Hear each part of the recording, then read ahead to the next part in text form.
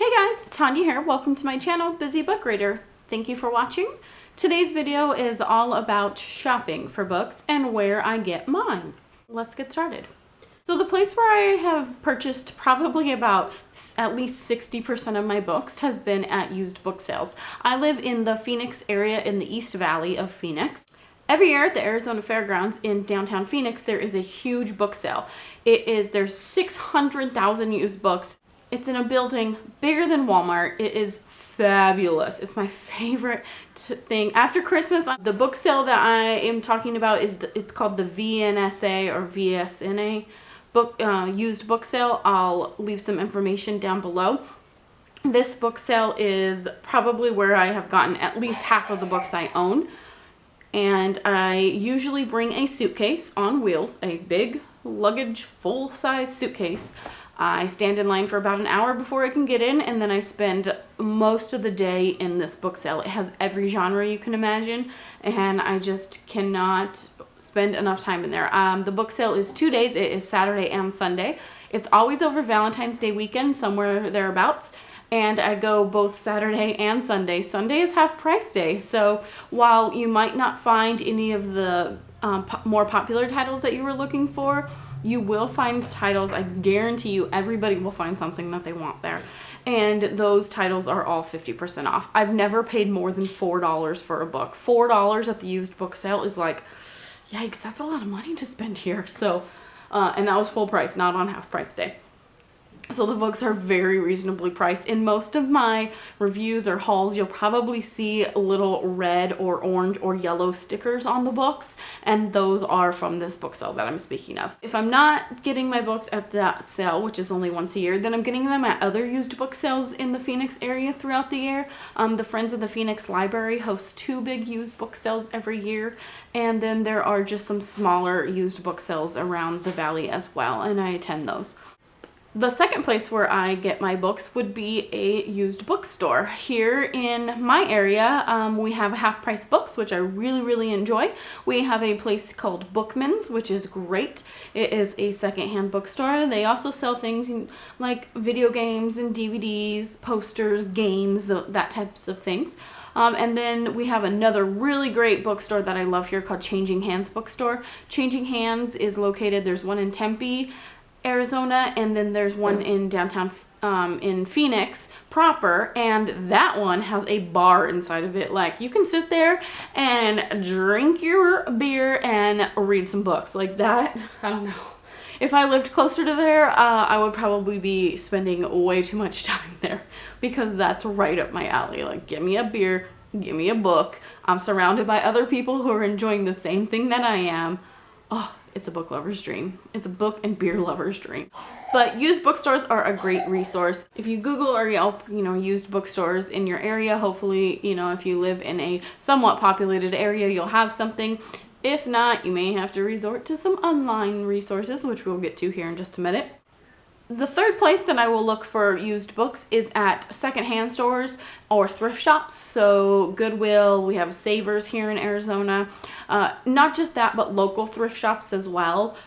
Every thrift shop that I ever have been to has a book section, and a lot of times I can find some bestsellers in these. A lot of times, it may not be the most current, but within the last year or so. So I have really good luck at places like that, and every other Saturday at Goodwill is half price day, so you can get a bestseller for 50 cents or $1. You can't beat that. The next place that I get books might be the most obvious place, and that is my library.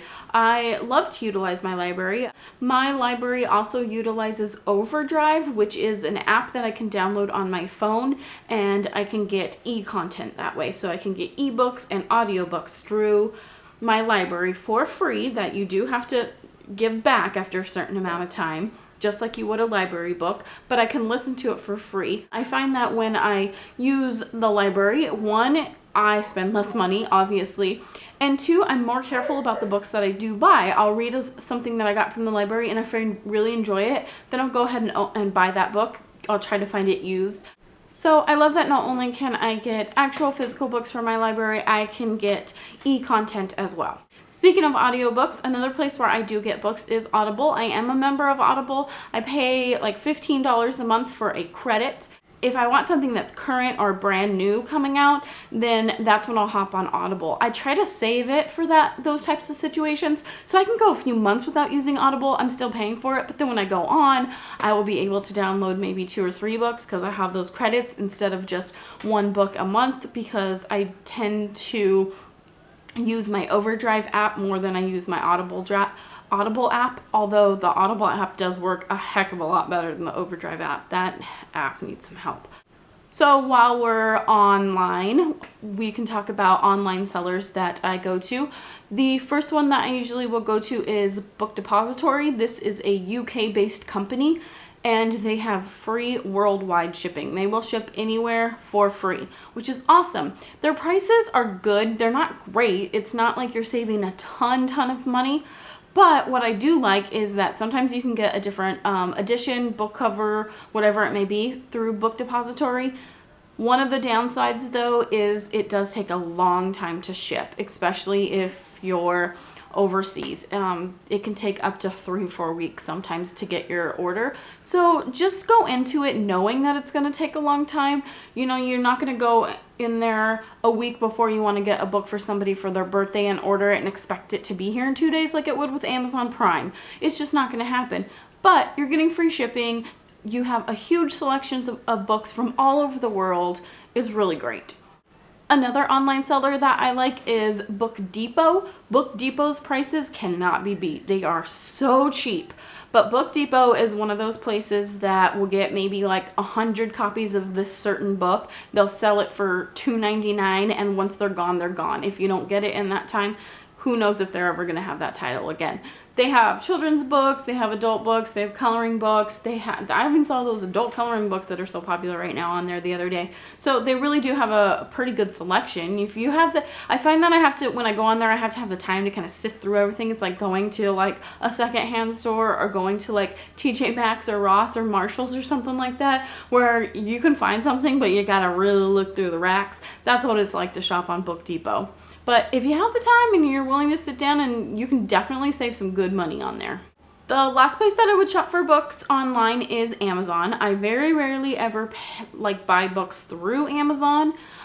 I usually will go to the private seller section. I always look for one based here in Arizona first, and if I can't find one, then I'll just go to the one with the cheapest price but the highest rating sellings. I find that even if the book's $1 and I'm going to pay $3 for shipping, it's still only $4 for a book. I'm still going to save. It's still going to be cheaper than if I was to go on Amazon and pay $9 plus the shipping on there. Amazon Marketplace is definitely where it's at for books on Amazon. The next place, this is still within the online world. So if you have a Kindle, a Nook, any type of e-reader, even if you just have the Kindle app on your smartphone, there are several websites that I like to visit that I can go and download free books from. Free books, people. We're talking free. We're talking like it doesn't cost you any money to get these books. So there are 3 that I use all the time. One is Pixel of Ink, which I will link down below. I really enjoy that. These are so easy to download. It's like, here's the blurb about the book. Click on this if you want it. It brings you to the website, and then you just say download it to my Kindle. It's so easy. The next one that I use is BookBub.com, and I will link that down below too. And the third one that I use is freebooksy.com, and I will link that down below as well. I get their daily newsletter, and so like a daily email from them saying, here's what's up today. These are the free ones. These are the ones that are like super 99 cents, $1.99. And they're not always, you're not going to find your best sellers. You're not going to find, anything really within like the top 100 books, but there are some good books out there. And I just read the little blurbs and I'm like, wow, that sounds like something I would really like. It's free. Who cares if you end up never reading it or if you end up not liking it? It was free. No harm, no foul. And then the last place that I go to buy books is a actual bookstore, something like Barnes & Noble. We don't really have a lot of other like big national bookstores here in the Arizona area. So Barnes & Noble is probably the biggest one, or like directly off of Amazon. While Amazon would have better prices than Barnes & Noble, if I want it now, I'm gonna go to Barnes & Noble. I can't even tell you the last time I bought a book like brand new. So that's it for now. I would like to know where you get most of your books, if you've bought any books from any of these places that I've mentioned.